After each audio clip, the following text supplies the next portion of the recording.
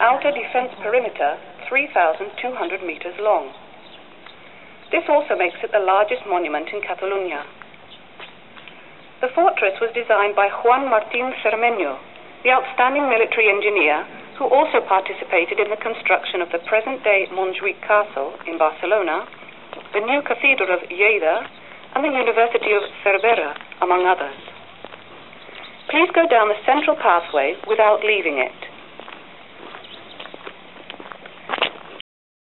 This was the residence of the governor of the fortress. To the right and left of this were the quarters of the sergeant major, or administrator of the parade ground, and those of the king's lieutenant or the governor's deputy. At both ends, the two colonels of the garrison had their quarters.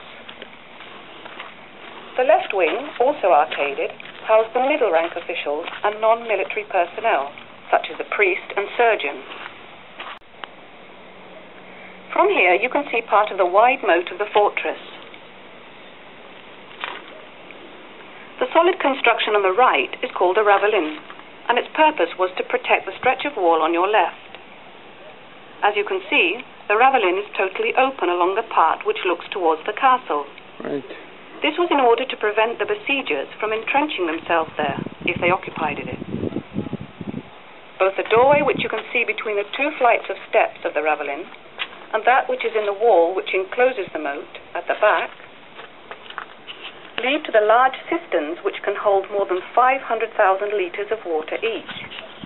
In wartime, its principal use was to cool down the pieces of artillery during prolonged shelling, but in peacetime they were used to transform the moat into a well-watered garden, whose products complemented the little varied diet of the garrison, called Santa Barbara Bulwark. The bulwark is a defensive construction with a pentagonal shape. 4 of its sides look outwards, as you can see.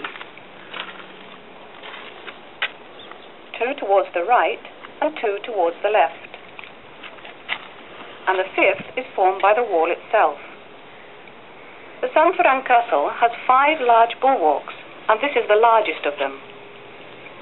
The presence of the hills over there makes this side of the castle the most vulnerable, and therefore, logically, it needed to be the best defended. This accounts for the large size of this bulwark, and the existence of the construction rising up in the moat opposite it. This element is called a hornwork, and like the ravelin, forms part of the outer defences. This is the largest of the 3 which this castle has. Now please stand with your backs to the parapet. The great richness of resources with which Ferran was designed led to the existence of a 3rd element. This is the unfinished construction which you have in front of you, and which was called a knight. It had to be higher than the bulwark in order to place a raised battery there, which duplicated the firing capacity of the bulwark.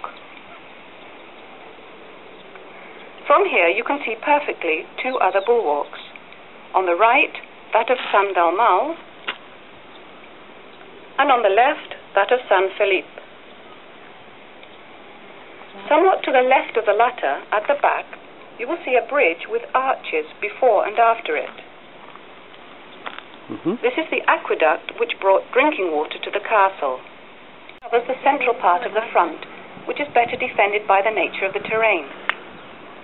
As you can see, this spot is an excellent viewpoint over the Emperor Plain, and therefore an appropriate place to explain why the castle of Ferran was sited here. Until the Treaty of the Pyrenees in 1659 brought to an end the long period of fighting between the Spanish and French monarchies, the Catalan territories situated to the north of the mountain range belonged to the Spanish crown. This treaty moved the frontier to its current place, along the peaks you can see on the horizon, which are the last foothills of the Pyrenees before reaching the sea. This new delimitation left what had been up to then Spanish frontier castles under the sovereignty of the King of France, and the Emperor became open to invasion. These circumstances were what determined the need to build a large, strong fortress, which could hold a numerous army capable of confronting any attempt at occupation. This place was chosen for its siting. It was occupied only by a Capuchin monastery, and up until then had had no strategic importance. All this makes San Ferran a pure construction in its planning as well as its building. There are no remains, neither Roman nor medieval, nor of later times. It was planned as a compact, new and modern construction, carried out once and for all, with all the necessary resources and with the best techniques and art possible which was available in its time. Impressed by this imposing passage than at the entrance to the parade grounds. We are in the castle stables. Originally, they were 300 meters long and were designed to house what was at that time a complete cavalry regiment. This impressive double building continued to the right, past the chain. Unfortunately, during the Civil War, it was also converted into a storage for explosives and suffered the same fate as the main gate, being reduced to practically half of its size.